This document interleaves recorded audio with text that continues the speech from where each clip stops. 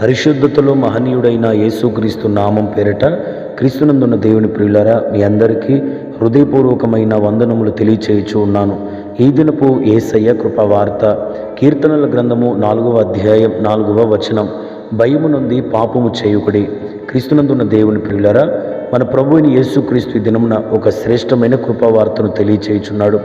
మనము మన ప్రభు వలన పరిశుద్ధులుగా ఉండుటకే పిలువబడి ఉన్నామని లేఖనం సెలవిచ్చుచుండగా, మన శరీరం అనే ఘట్టమును కాపాడుకుంటూ ఏ పాపము చేయకోకుండా భయము నుండి పాపమునకు దూరంగా ఉండాలని ప్రభు తెలియచేయుచున్నాడు. మన జీవితకాలం అంతయు చేయు ప్రతి పాపమునకు క్రీస్తు యేసు ఒక్కసారే మన పాపములన్నీ ఆయన శిలువలో మోసి, ఆయన శిలువ రక్తం ద్వారా మన పాపములన్నింటినీ విమోచించి మనల్ని పరిశుద్ధులుగా ఆయన ఎన్నుకున్నాడు గనుక ఇక మీదట మనం పాపముతో ఏ జోలి లేక సులువుగా చిక్కులు పెట్టి ప్రతి పాపమును విడిచిపెట్టి జీవించాలి. ప్రియులారా, భక్తుడైన యోహాను తన పత్రికలో ఇలా వ్రాస్తున్నాడు: పాపము ఆది నుండి సాతాను చేయుచునే వస్తున్నాడు. అయితే ఎవరైతే పాపము చేయువారై ఉంటారో వారందరూ అపవాది సంబంధులు అని వాక్యం సెలవిస్తుంది. కనుక మనం పాపముతో ఏ జోలి లేక పరిశుద్ధులమై ఉండినట్లుగా ప్రయాసపడాలి. ఈ దినమున ఏ పాపములు మనం చేయకూడదో, ఏవి చేయకోకుండా ఉంటే పాపముగా ఎంచబడుతుందో ఆత్మ సంబంధమైన పాపములను మనం పరిశుద్ధ గ్రంథంలో ధ్యానించి పాపము చేయకుండానట్లుగా మనము జీవించదుముగాక. మొట్టమొదటిగా ఆజ్ఞ అతిక్రమమే పాపము అని వాక్యం సెలవిచ్చుచున్నది. ప్రియులారా, ఏదైనా తోటలో ఆదాము అవ్వలు దేవుడిచ్చిన ఆ మంచి చెడులు తెలివినిచ్చు ఆ ఫలమును తినవద్దని ఆజ్ఞాపిస్తే ఆ ఆజ్ఞను అతిక్రమించరు. తద్వారా పాపం వారు కని ఆ పాపం వలన ఆత్మ సంబంధమైన మరణాన్ని పొంది నిత్యత్వంగా ఉండే ఆ ఏదెను నుండి వెలివేయబడ్డాడు. కాబట్టి మనము పాపము చేస్తే అది ఆజ్ఞ అతిక్రమం వలనే కలుగుతుంది. ఆజ్ఞ అతిక్రమమే పాపం. ప్రభు మనకిచ్చిన ప్రతి ఆజ్ఞను ఉపదేశమును తూచ తప్పకుండా పాటిస్తూ మనం జీవించాలి. ఒకవేళ అలా చేయకపోతే మనం పాపము చేయవారు. అంత మాత్రమే కాదు, భక్తుడైన సమూయేలు ఇలాగంటున్నాడు ఇశ్రాయేలులతో: మీ నిమిత్తమై నేను ప్రార్థన చేయని ఎడల అది నాకు పాపముగా ఎంచబడును అంటున్నాడు. ప్రియులారా, రెండవదిగా ప్రార్థన జీవితం లేకపోతే మనము ఆత్మీయ జీవితంలో ఆత్మీయమైన పాపం చేయుచున్నామని అర్థం.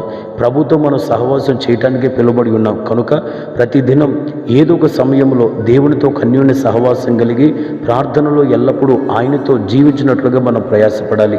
మూడవదిగా దురాశ గర్భము ధరించి పాపమును కనును అంటున్నాడు. ప్రియులారా, అవ్వకి దురాశ కలిగింది. ఏంటో తెలుసా? మేము దేవదూతుల వల్లే మార్చబడతామనే దురాశ. ప్రియులారా, దేవుడు మనకిచ్చిన స్థాయి కంటే అధికంగా ఆశపడి దురాశ కలిగిన వారమై ఉంటే గనక ఆ దురాశ పాపమును కనేటట్లుగా చేస్తుంది. ఆ పాపం మనల్ని నిత్య నరకాగ్ని అనే మరణమునకు నడిపిస్తుంది. అంత మాత్రమే కాదు, నాలుగవదిగా తన పొరుగువారిని తృణీకరించి ప్రతివాడు పాపము చేయుచున్నాడని భక్తుడైన సొలొమోను రాస్తున్నాడు. ప్రియులారా, మనము సహోదరుని ప్రేమించాలి. సహోదరుని ప్రేమించిన వాడు దేవుణ్ణి ఎలా ప్రేమిస్తాడు? సహోదరుని ప్రేమించిన ప్రతివాడు నరహంతకుడని వాక్యం సెలవిస్తుంది. కనుక నీ పొరుగువానిగా పిలువబడుతున్న ప్రతి ఒక్కరిని, నీ సహోదరునిగా పిలువబడుతున్న ప్రతి ఒక్కరిని నీవు ప్రేమించి తప్పక వారిని గణపరిచి సన్మానించి నీకంటే యోగ్యులుగా ఎంచాలి. ఏమాత్రం తృణీకరించకూడదు. ఒకవేళ అలా చేస్తే అది పాపముగా ఎంచబడుతుంది. అంత మాత్రమే కాక, మేలు చేయుటకు చేతనయుండి కూడా మేలు చేయకపోతే అది పాపము అని వాక్యం సెలవిస్తుంది. ప్రియులారా, మీరు పేదలకి, అనాథలకి, వృద్ధులకి, విధవరానులకి, దేవుని పరిచర్యలో ఉన్న సేవకులకి, సంఘానికి మేలు చేయుటకు మీకు శక్తి ఉన్నప్పటికీ మేలు చేయని వారైతే గనక, మేలు చేయుటకు సామర్థ్యం ఉన్న మేలు చేయకపోతే అది మీ జీవితంలో పాపముగా ఎంచబడుతుంది. కనుక మనము క్రీస్తు యేసు ఎలాగైతే మేలు చేయుచున్నాడో మనమును ప్రతి విషయంలో, ప్రతి సందర్భంలో అనేకులకు మేలు చేయువారముగా ఉందుముగాక.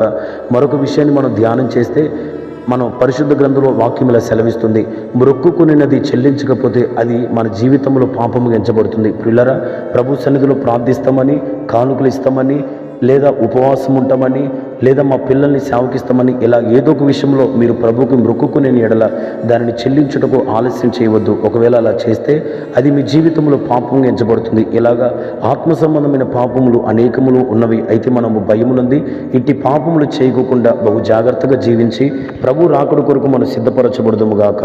ఆమేన్. ప్రార్థన.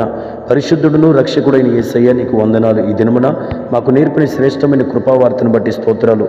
మేము నీ ఎడల భయము కలిగి ఇక పాపము చేయకుండానట్లుగా మీ కృపను బట్టి సమృద్ధైన భయమును మా హృదయమును కుమ్మరించి పరిశుద్ధులుగా జీవించినట్లుగా మీరు మా కృపను అనుగ్రహించి ఈ మాటలు వినిన ప్రతి ఒక్కరిని దీవించమని యేసు నామములో అడిగి వేడుకొనుచున్నాను తండ్రి. ఆమేన్. Praise the lord.